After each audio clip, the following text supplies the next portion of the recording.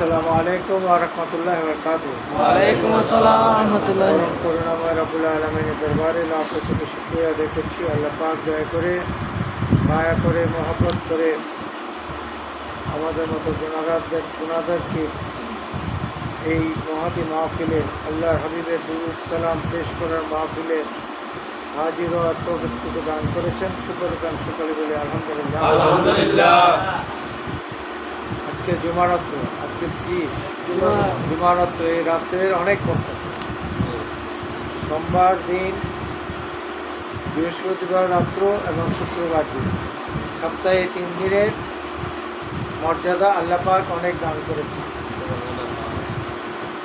বৃহস্পতিবার জুমারাত্রতে আমরা আজকে এখানে মিলাদ শরীফ করছি, আল্লাহর হাবিবকে স্মরণ করছি। এটা মর্তবা অনেক। আর শুক্রবার জুমার দিন আল্লাহ বলছেন যে জুমা পড়ল সে যেন একটি হজ আদায় করে, বিশেষ করে গরিবদের জন্য। গরিব মুসলমান যারা আছেন, ইমানদার মুসলমান, তারা জুমার দিন যদি জুমার নামাজ জামাতে শুধু আদায় করলো, তারা যেন একটি হজ আদায় করে। আর সোমবার দিন হলো আল্লাহর নবী আগমনও করেছেন দুনিয়া থেকে, তিনি বিদায়ও নিয়েছেন। এই জন্য সোমবার দিন আল্লাহর কাছে অনেক প্রিয় দিন। আল্লাহর হাবিব এই দিনে যারা আমল করবে, আল্লাহর হাবিব এটা পছন্দ করেন। পছন্দ করার কারণে আমার মালাও এটা পছন্দ। নফল রোজা রাখা অত্যন্ত নেকির কাজ। সোমবারের দিন যদি নফল রোজা রাখেন, বৃহস্পতিবার যদি নফল রোজা রাখেন, শুক্রবার যদি নফল রোজা রাখেন, এমন কিছু রোজা আছে যে রোজাগুলি, ফরজ রোজাগুলি একটা স্বভাব, আর নফল রোজাগুলি অনেক। নফল রোজা 1000 বছর ইবাদত করলে যা স্বভাব হয় তার চেয়ে আরও বেশি আল্লাহ পাক নেকি দান করেন। যেমন শবে কদরের রাত্র, শবে বরাতের রাত্র, লাইলাতুল মেরাজের রাত্র, তেমনি জুমার রাত্র, জুমার দিন এবং সোমবার, এই দিনগুলি যদি আমরা আমল করতে পারি, ইমানদারের জন্য একটা সহজ রাস্তা আল্লাহ আমাদেরকে দান করেছে। আমরা এগুলি আমল করতে পারলে আল্লাহর দরবারে হাসরের ময়দানে আমাদের জন্য এগুলো একটা নাজাতের উসিলা হয়ে যাবে। সকলে বলি আলহামদুলিল্লাহ। আলহামদুলিল্লাহ। আমার মুর্শিদ আওলাদ রসুল আল্লাহর হাবিবের 30তম আওলাদ, যিনি দরবার শরীফে শুয়ে আছেন, তিনি মাহে রমজানে বদরের যুদ্ধের তারিখে 17 রমজান তিনি দুনিয়া থেকে ওফাত করেছেন। বাংলা মাসে 2রা ভাদ্র তিনি দুনিয়া থেকে ওফাত করেছেন। ইংরেজি তারিখ ছিল 17 আগস্ট। সামনে 2রা ভাদ্র বাবাজান কেবলা কাবার পবিত্র উরুস মাহফিল সামনে আসছে। এটা 3-4 দিন ব্যাপী হবে। 16 তারিখ থেকে 16, 17, 18, 19 4 দিন ব্যাপী হবে। আপনাদের সকলকে দাওয়াত করছি আমার মুর্শিদ বাহমানি কেবলা কাবার পবিত্র উরুস মাহফিলে সকলে যাওয়ার চেষ্টা করবেন। যার যার অবস্থান থেকে সদল বলে যাওয়ার চেষ্টা করবেন। কারণ মাঝভান্ডার দরবার শরীফের যদি আপনি অনেক আগ থেকে যদি হিস্ট্রিগুলি জানার চেষ্টা করেন, তাহলে বাহমানির দিনই একমাত্র আওলাদ রসুল, একমাত্র ওই দরবারের মহাপুরুষ, যিনি মাঝভান্ডার দরবার থেকে বের হয়ে বাংলাদেশ ও সারা পৃথিবীতে মাঝভান্ডার দরবারকে আলোকিত করেছেন, পরিচিতি করেছেন। আলেম সমাজের কাছে তিনি এই দরবারকে পরিচিতি লাভ করিয়েছেন।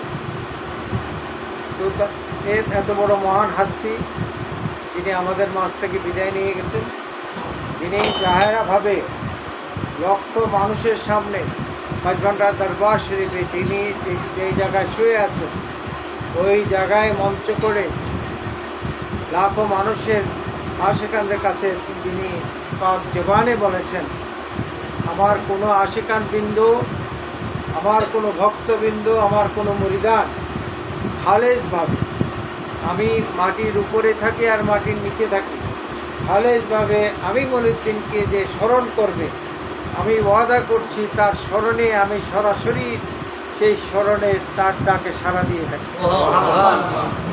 এবং এটা বাস্তব এবং সত্য। আমি নিজে প্রমাণিত, আমি নিজেই এটা প্রমাণিত। যেহেতু 51 বছর চলছে আমার সেবা, 1974 সাল থেকে বাবা মানিকজনের গোলামি শুরু করেছি। তখন আমি ভিক্টোরিয়া কলেজে ফার্স্ট ইয়ারে পড়ি। তখন থেকে আমার মুর্শিদ আমাকে শিক্ষা দিয়েছেন, দয়া করে আমাকে এলমে লদনী শিক্ষা দিয়েছেন, এলমে তাসাউফের শিক্ষা দিয়েছেন, তরিকতের শিক্ষা দিয়েছেন। তরিকত মানে কি? রাস্তা। কোন রাস্তা? এই রাস্তা মানে এই বাড়ের রাস্তা, হ্যাঁ, এই রাস্তা হলো আল্লাহ আল্লাহ রসুলকে চিনার রাস্তা। এই জন্যই আমরা তরিকত পন্থী হয়েছি, তরিকতের পথে আমরা এসেছি। আমার মুর্শিদ বামানি তিন কেবলা কাবা খালেজভাবে যারা মুর্শিদের কদম ধরেছেন, যারা মুর্শিদকে স্মরণ করেছেন, তারা কিন্তু সেই রাস্তাটা খুঁজে পেয়েছে। ঠিক কিনা বাবু? হ্যাঁ, সারা বাংলাদেশে খুঁজে খুঁজে দেখবেন। মাঝভান্ডার যে এই যে আজিজুল হক শেরে বাংলা, তার নাম তো শুনেছেন, হাটাজারিতে তার মাজার শরীফ। তিনি কিন্তু মাঝভান্ডার দরবার শরীফে খুব একটা পছন্দ করতেন না। আগে এই স্ত্রীগুলো জানার চেষ্টা করতে হবে, বুঝতে হবে। তিনি কিন্তু আহলে সুন্নাত ওয়াল জামাতের একজন পায়বন্দি ছিলেন। একমাত্র ওই এলাকায় আজিজুল হক শেরে বাংলা ওয়াহাবির বিরুদ্ধে, খারেজির বিরুদ্ধে, আল্লাহ নবীর দুশমনদের বিরুদ্ধে তিনি একা যুদ্ধ করেছেন। কিন্তু মাঝভান্ডার দরবার শরীফে তিনি যান নাই। তার একটু একতলাপ ছিল যে মাঝভান্ডার দরবার শরীফে তো সেবা করে, এই জন্য আমি যাব না। সেবা তো নতুন নয়, সেবা তো অনেক আগে থেকে সেবা চলে আসছে। আল্লাহ নবী নিজে শুনেছেন, নবীজি যখন হিজরত করে মদিনায় গিয়েছেন, উলামায়ে আহলে সুন্নাত আছেন, নিশ্চয়ই যদি ভুল ত্রুটি হয় আমাকে ক্ষমা করবেন, কারণ আমি কোনো কিতাবে আলেম না। বলে এই বক্তব্য দেন কোথা থেকে? এগুলো তো কোরআন কিতাবের কথা, হাদিসের কথা। আমি আগেই বলেছি, আমাকে এলমে লদনী, এলমে তাসাউফি শিক্ষা কে দিয়েছেন? আমার মুর্শিদ। আমি এখানে বসে বসে যা বলছি, আমার মুর্শিদ দয়া করে তিনি আমাকে স্মরণ করিয়ে দিচ্ছেন যে তুমি এগুলো এগুলো বলো, আমি বলতেছি। এই ক্ষমতা কার? আমার মুর্শিদ।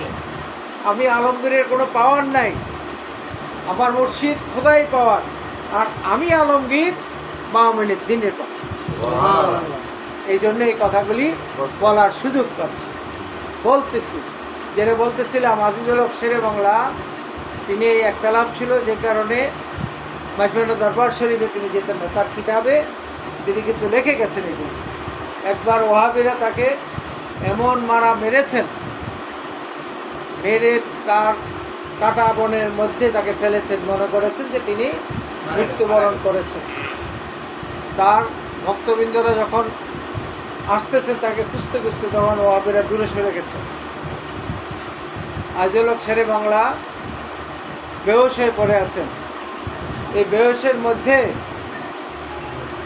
শেরে বাংলা হুজুর দেখতেছেন তার শিয়রের মাঝে তিনজন সুপুরুষ এসে দাঁড়িয়েছেন। তিনজন সুপুরুষ এসে তার শের মুবারকের সামনে এসে দাঁড়িয়েছেন। দাঁড়িয়ে আল্লাহর নবী নিজেই পরিচয় দিচ্ছেন, হে আজিজুল হক শেরে বাংলা, তুমি যার জন্য যুদ্ধ করছো, যার জন্য তুমি মৃত্যু সজ্জায়, আমি সেই নবী তোমার শিয়রের সামনে এসে দাঁড়িয়ে। আর আমার ডানে যিনি দাঁড়িয়ে আছেন তিনি আমারই আওলাদ আহমদুল্লাহ হুজুর কেবলা কাবা। আর আমার বামে যিনি দাঁড়িয়ে আছেন তিনি আমারই আওলাদ গোলামুর রহমান বা ভান্ডারী কেবলা কাবা। আল্লাহর হাবিব বা ভান্ডারীকে বললেন যে তুমি, হে গোলামুর রহমান, তুমি আজিজুল হক শেরে বাংলার সমস্ত শরীরটা মুছে দাও।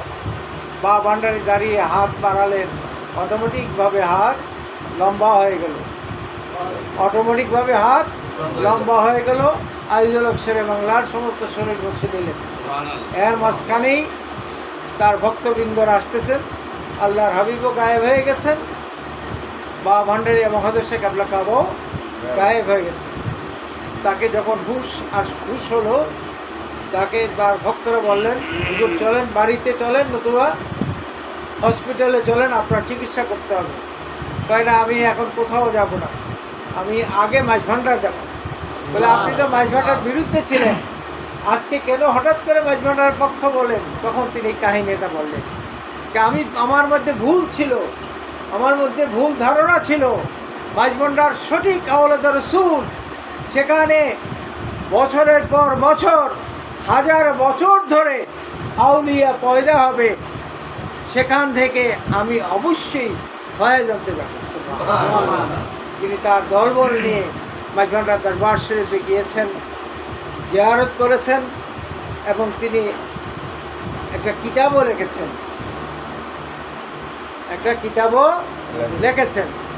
যে কিতাব আমরা দরবার শরীফও এটা কি করি, এটা স্মরণ করি। আইজুল হক শেরে বাংলার আমরা শেরগুলি আমরা পড়ার চেষ্টা করি। এটা হলো মাঝভান্ডার শরীফ। আমাদেরকে অনেকে সেমার কারণে ভুল বুঝে। সেমা হলো জিকিরের মধ্যে জিকিরে আকবর। প্রত্যেকটা ইবাদতে আল্লাহর জিকির, নামাজ আল্লাহর জিকির, আল্লাহর জিকির, প্রত্যেকটা জিকিরই আল্লাহর জিকির। তো সেমা জিকির হলো জিকিরে আকবর। জিকিরে আকবর কেন? যদি আপনার কাছে ওই সেমার সঙ্গীতের সাথে হৃদয়ের মধ্যে আল্লাহ রসুলের সম্পর্কটা যদি হয়ে যায়, তাহলে সেই জিকিরটা অবশ্যই আপনার কাছে জিকির আকবর। আল্লাহর নবী বাগানে কাজ করতেছিলেন, মা আয়েশা সিদ্দিকা তার হুজরা থেকে দেখছেন যে হুজুর পাক বাগানে কাজ করতেছেন, হঠাৎ করে একটা গাছের নিচে লুকিয়ে গেলেন। কি গাছের নিচে কেন লুকালেন? দেখলেন যে রাস্তা দিয়ে এক পাগল ডুগডুগি বাজাতে বাজাতে আল্লাহর জিকির করতে করতে তিনি এই বাগান পার হচ্ছেন। ছোট ছোট বাচ্চারা ওই পাগলকে ঢিল মেরে মেরে তার রক্তাক্ত করে ফেলছে সমস্ত শরীর, সেদিকে ভুক্ষেপ নাই। সে ডুগডুগি বাজাচ্ছে আর লাফিয়ে লাফিয়ে আল্লাহ জিকির করছে। তো সে পাগল যখন চলে গেলেন, মা আয়েশা সিদ্দিকা রাদিয়াল্লাহু তাআলা আনহু তিনি হুজরা থেকে বের হয়ে আল্লাহর হাবিবকে জিজ্ঞেস করলেন, ইয়া রাসূলুল্লাহ, ইয়া হাবিব আল্লাহ, ওগো নবী গো, এই পাগলটা ডুগডুগি বাজাতে বাজাতে চলে গেল, আপনি তাকে কিছু বললেন না? মা বিবি আশা, আমি যেটা দেখেছি, আমি যেটা জানি, তুমি সেটা দেখো নাই, জানো নাই। আমি যখন তার দিকে তাকালাম, আমি দেখতে পেলাম তার ওই ডুগডুগির তীরের সাথে আমার মাওলার সাথে তার জিকিরের সম্মুখ হয়ে গেছে। আমি এই জন্য সরে গেলাম, আমাকে দেখে যেন তার জিকিরটা ভঙ্গ না। আমরা যদি সেই জিকির করতে পারি, তাহলে সেমা জিকির আপনার জন্য আমার জন্য অবশ্যই যায়। তাহলে নাচানাচি করলে জিকির হয় না। দোলের বাড়ি বললে নাচানাচি করবেন, জিকির হয় না। মা বোনরাও জিকির করবে পর্দার মধ্যে, একসাথে করবে পর্দার মধ্যে। আল্লাহর হাবিব যখন হিজরত করে মদিনায় গিয়েছেন, সেখানে মদিনাবাসী যুবক যুবতী, নারী পুরুষ, কিশোর কিশোরী সকলেই দব বাজিয়ে তালাবাল বাদ্র আলাইনায় দুরূদ শরীফ করে আল্লাহর হাবিবকে ইস্তেকবাল করেছে। যদি দব বাজানোটা আল্লাহর হাবিব বন্ধ করে দিতেন, যে তোমরা এমনি আমাকে ইস্তেকবাল করো, এটা বন্ধ করে দাও, এটা না জায়েজ, তাহলে আজকে এটা কোনো সময় জায়েজ হতো না। সেই সূত্র ধরেই আওলাদ রসুল মাঝভান্ডার দরবার শরীফে খাজা গরিবে নওয়াজ নিজেই কি করেছেন? সেমা করেছেন। তার সেমার সঙ্গীতগুলি বাজাতে হয় না, অটোমেটিক বাজত। সেটার প্রমাণ হলো গাউসে পাক দরবারে খেদমতে ছিলেন, বলছেন যে তুমি এবার খেদমত শেষ, তুমি কি করো? পাক ঘরেতে যাও। বলে হুজুর, যদি আপনি একটু আমাকে এজাজত দেন, আমি একটু জিকির করবো, সেমা জিকির করবো। ঠিক আছে, তোমারটা তুমি করো। তো তার ওয়ালের মধ্যে ওই ঢোল, দপ, তারপরে দুতরা, এগুলো সব ঝুলানো ছিল। তো খাজা বাবা যখন জিকির শুরু করলেন, এমনভাবে লাফিয়ে লাফিয়ে জিকির শুরু করলেন, ওই বাজনাগুলি অটোমেটিক বাজতে ছিল। আর গাউসে পাক দেখতেছেন তার মুগদার জমিন যেন এই তার জিকিরের তালে তালে যেন সেটা ডুবে যাচ্ছে, ভেঙে যাবে। তিনি তার লাঠি মোবারক দিয়ে থুতনির সাথে লাগিয়ে, জমিনের সাথে লাগিয়ে এটা এভাবে ধরে রেখেছেন গাউসে পাক। সেমা জিকির যখন শেষ হলো, গাউসে পাককে তার ভক্তরা জিজ্ঞেস করলেন, ইয়া গাউসে পাক, আপনি কেন ঘেমে গেলেন? আপনি কেন লাঠি মুবারক দিয়ে থুতনির সাথে মাটির সাথে এটা লাগিয়ে রাখলেন? জিকির তো করেছে খাজা গরিবে নওয়াজ। বলে তোমরা কিছুই দেখো নাই, ওই তার খাজা গরিবে নওয়াজের কদমের তালে তালে আমার মুগ্ধাদের জমিন যেন ভেসে যাচ্ছিল, এটা যাতে দেবে না যায়, আমি সেই কারণে লাঠি, কুদরতি লাঠি দিয়ে আমার থুতনির সাথে ওই জমিনের সাথে লাগিয়ে রেখেছি, আমার জমিন যেন ঠিক থাকে। তো এইগুলাকে অ্যাঙ্কার করা যাবে না। আপনার কাছে যদি মনে করেন যে আপনি বাজনা ছাড়া জিকির করবেন, আলহামদুলিল্লাহ, মাঝবান্ডার দরবার শরীফ এই প্রস্তুতটা করে বয়াত করে না যে তুমি বয়াত হলে জিকিরে সামা করতে হবে। নো, শরীয়ত হলো আগে। বামুনিদ্দিন বলেছে যার মধ্যে শরীয়ত নাই তার মধ্যে মারফত। তার জবানের বাণী এবং কিতাবে তিনি লিখেছেন। তিনি হজ করেছেন বহুবার, আমার মতো গোলামকে তিনি নিয়েছেন 5 বার বড় হজ তিনি আমাকে সাথে নিয়েছেন। তিনি উফাতের শেষ উমরা তিনি আমার মতো গুনাহগারকে নিয়েছেন। আমি খুঁজতেছি আমার মতো গুনাহগারকে তিনি মদিনায় জিয়ারতে নিয়েছেন। আমার মতো গুনাহগার এত খুঁজতেছি, এটা বলে শেষ করে যাবে না। যদি শরীয়তের পায়বন্দি না থাকতো তাহলে তিনি হজে যেতেন না। আমাদেরকে তাগিদ দিয়ে পাঠিয়েছেন, নিজে সাথে করে নিয়েছেন। আগে শরীয়ত, তারপরে তরিকত, হাকিকত এবং মারফত। তিনি পরিষ্কার বলেছেন যার মধ্যে শরীয়ত নাই তার মধ্যে মারফত নেই। নামাজের শিক্ষা আমার মুর্শিদ বামুনিদ্দিন দিয়েছেন। এখনো না খানকা শরীফ হয়েছে। আগে মেরাজের রাত্র, শবে বরাতের, শবে কদরের রাত্র দরবার শরীফে চলে যেতাম। বামুনিদ্দিন আমাদেরকে নিয়ে তার হুজরা শরীফে এই সারা রাত্র নামাজ পড়তেন, আমাদের নিয়ে পড়তেন। তো নামাজ শিক্ষা তো মোহাম্মদ মঈনুদ্দিন আমাদেরকে শিক্ষা দিয়েছেন, শুদ্ধতার নামাজ। খালি সেজদা দিলেই নামাজ হবে না, সে নামাজের মধ্যে শুদ্ধতা থাকতে হবে, সে নামাজের মধ্যে আল্লাহ রসুলের প্রেম থাকতে হবে, নাহলে সে নামাজ হবে না। কারণ আমি যে নামাজ পড়ছি সে নামাজে আত্মীয়তে বলে আমি আমার নবীকে সালাম দিই। সালাম দেয় কি না হুজুর? সালাম না দিলে নামাজ হবে? দুরুদে ইব্রাহিম পড়ে ওয়ালা আলে যখন বলি, এই ওয়ালা আলের বাংলা শব্দ আহলে বেয়াতকে স্মরণ করা। মাঝবান্ডার দরবার শরীফ আহলে বেয়াত, যেহেতু আওয়াজ হচ্ছে। আমি যখন নামাজ পড়ি ওই আত্মাইয়াতের পরে যখন নবীকে সালাম দেই, বিশ্বাস করতে হবে আপনার নবী আপনার হৃদয়ের মধ্যে হাত বিশ্বাস করতে হবে, নাহলে নামাজ হবে না। দুরুদ ইব্রাহিম পড়ার সময় আমার মুর্শিদ আমার এখানে হাজির হয়ে যায়, যেহেতু তিনি আহলে বেয়াত।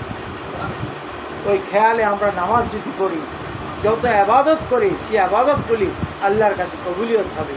সেই শিক্ষা নিয়ে বর্তমান যিনি গতিশীল আল্লাহর নবীর 31তম আওলাদ বাবা সাহেবউদ্দিন কেবলা কাবাও সেইভাবে বামুনিদ্দিনের পথ অনুকরণ করে তরিকতের খেদমত করছে, ঠিক কিনা?